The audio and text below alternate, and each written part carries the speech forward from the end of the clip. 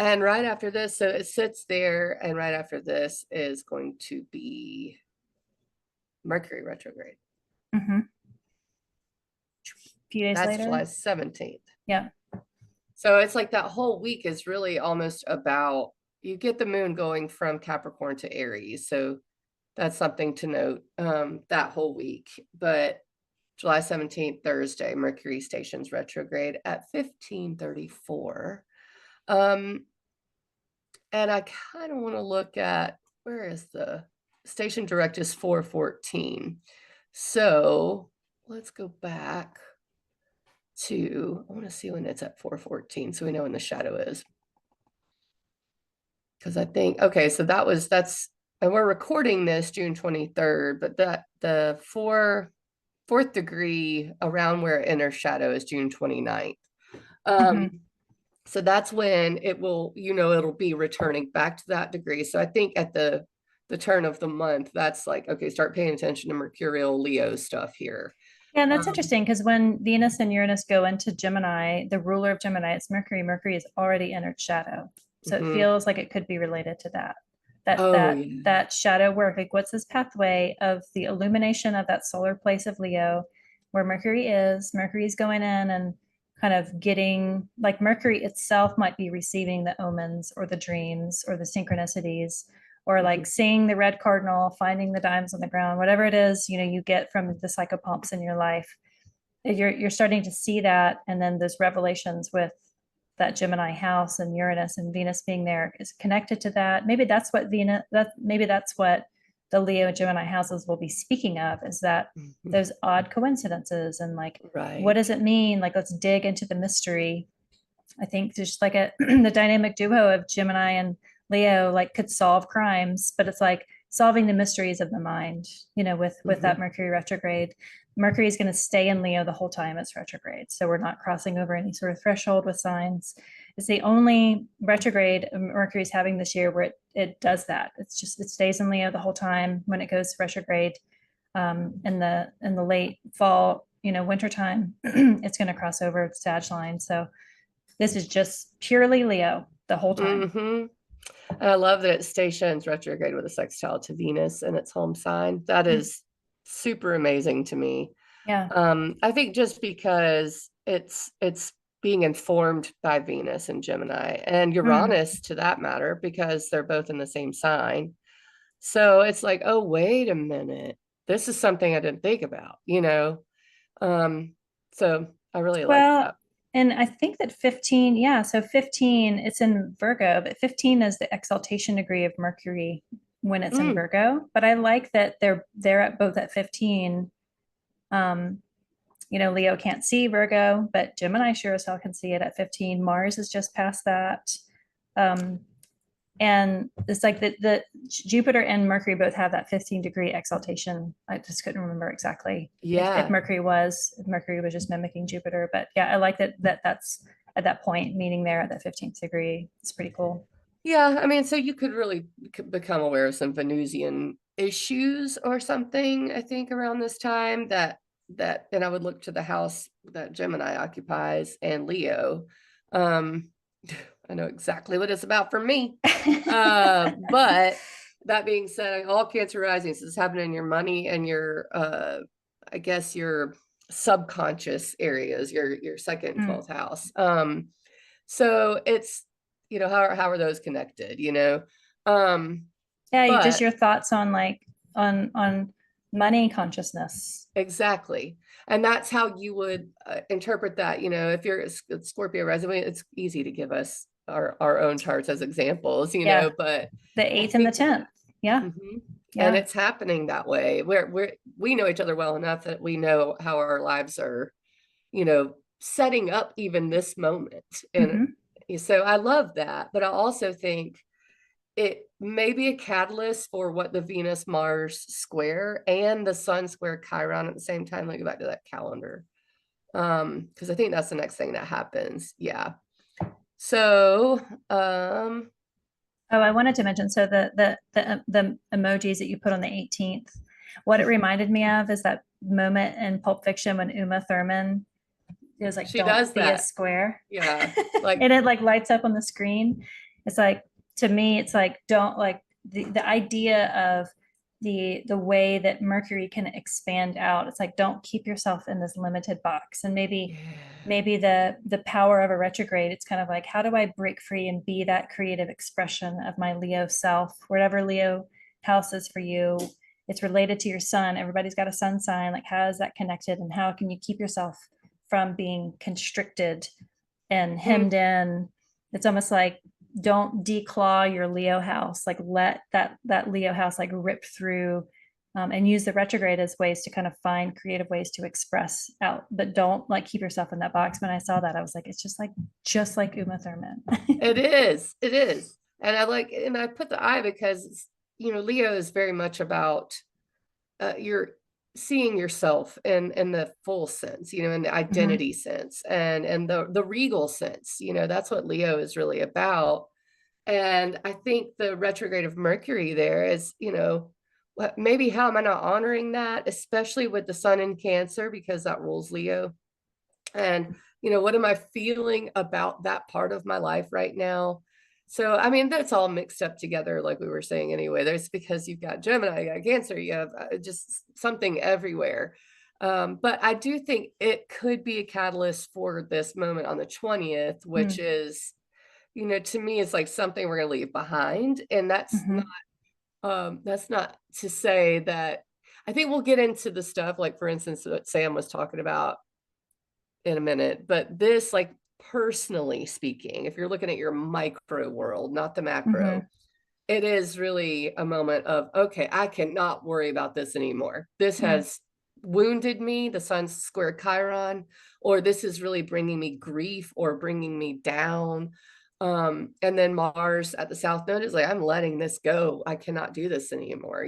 So I guess that's supposed to be a ball and chain that's being cut, but it also kind of looks like a bomb I know, once it that's what I gets thought it was. cut off. Like, I was like, why does it look like that? I didn't really, I guess, perceive that. Yeah, when But you release yourself of those things, make sure that you have a container to properly dispose of those things, so that you don't yes, just have like, don't exercise your demons and then just let them go willy-nilly. Like, encapsulate them and properly dispose of them. Because if we are talking yes, about Virgo, there is an order and a process to these things. very true. um I mean, like, if we think in the Vedic sense of the South Node as being this place to Yes. surrender to, in a spiritual sense, to kind of, it's like the Bodhisattva relinquishing the physical or material needs to surrender to the spiritual needs. Mm, And Mars being there, Mars and Mercury's place, combining together at that 19th degree. The tarot card associated with that middle of Virgo is the nine of coins, and you see this well decorated woman in a garden, and she has a bird, which I think is Mercury. She is isolated, she's alone, but she kind of has, she's got it going on, and there is this abundance, there's like this success point. And to me, that's what I think of with that, just that decan of Virgo, is you have worked very hard to eliminate the unnecessary things to get to this point where all your needs are met, but you're also isolated. You've also kind of got here and you don't have the connection like you would in Pisces. mm, You're kind of, you have cut away so much that your physical needs aren't really, you don't have that drive anymore. And so it feels like a little double edged. It feels a little bittersweet.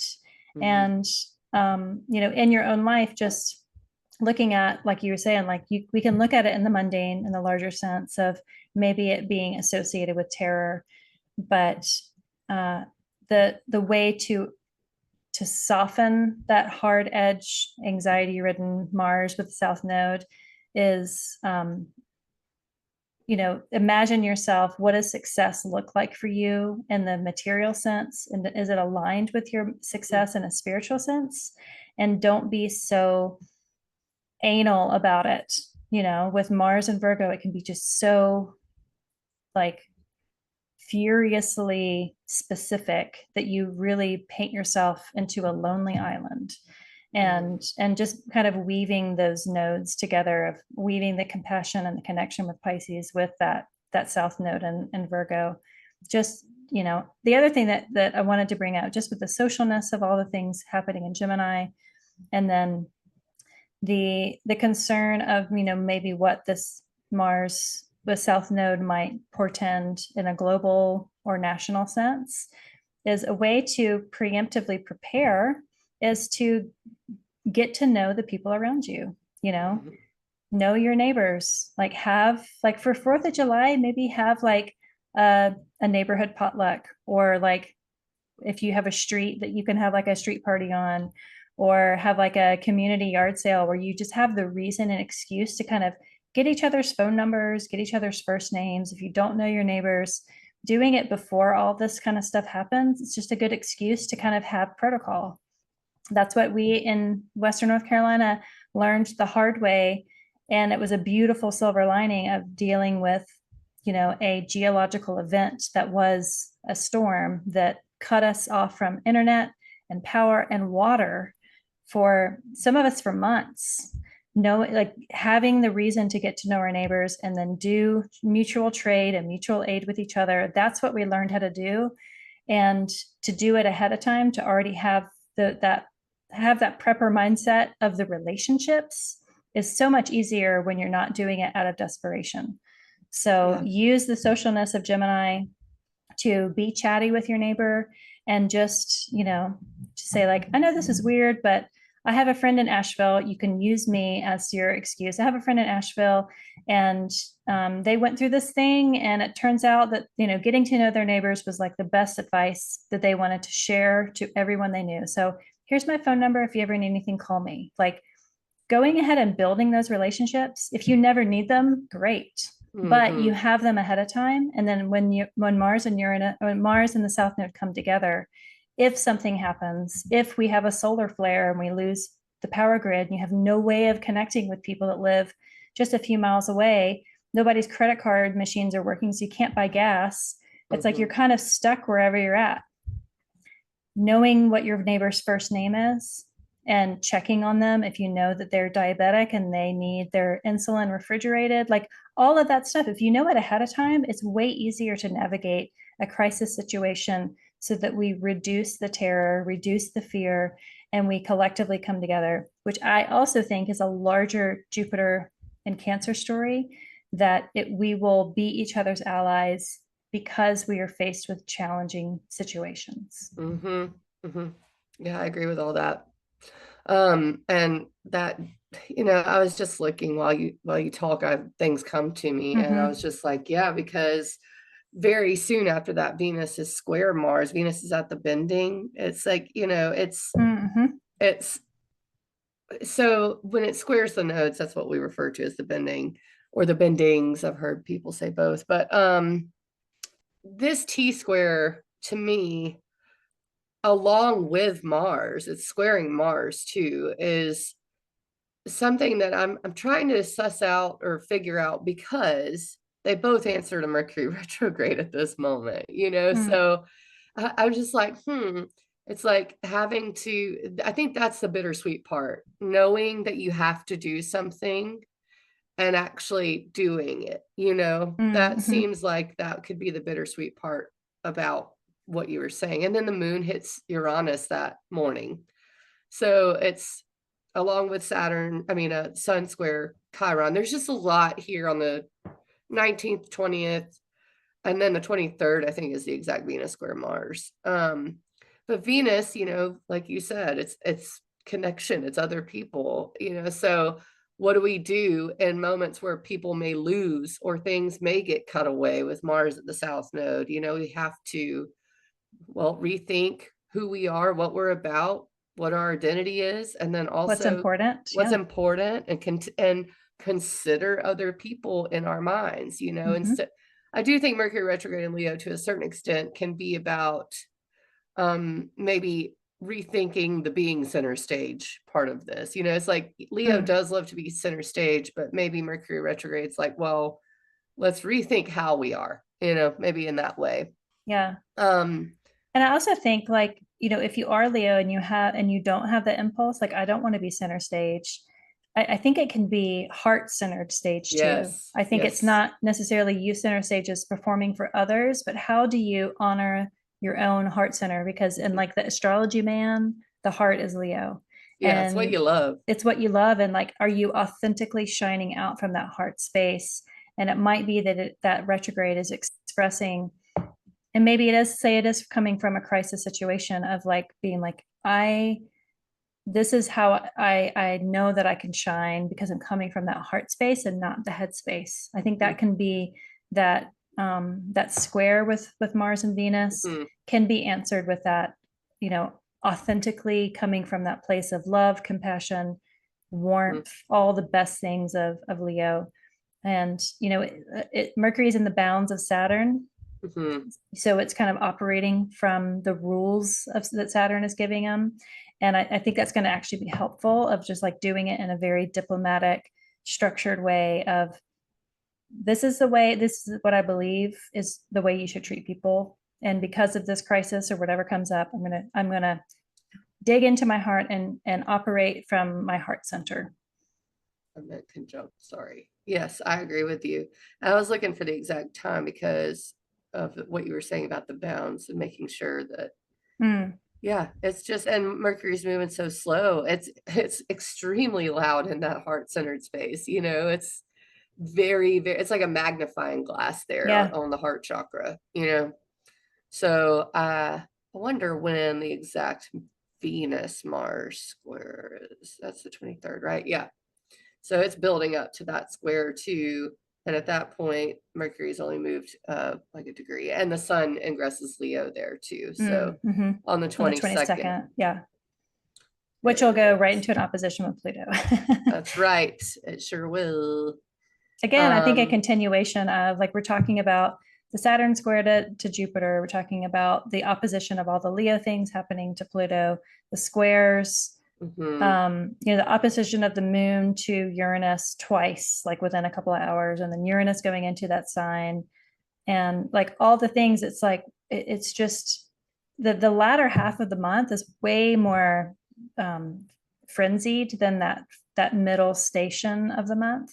Mhm. But I feel like that I don't feel like that the middle of the month is going to feel any less frenzied. It's just going to be like this one story that we feed on. And then all of the shifts that are happening will be like a machine all kind of clicking into place, moving the same story along, but maybe showing up in different areas. Like the only Mhm. thing that doesn't have stuff happening is in Libra, Taurus, Sagittarius, and Capricorn. The rest, there's like everything else has story.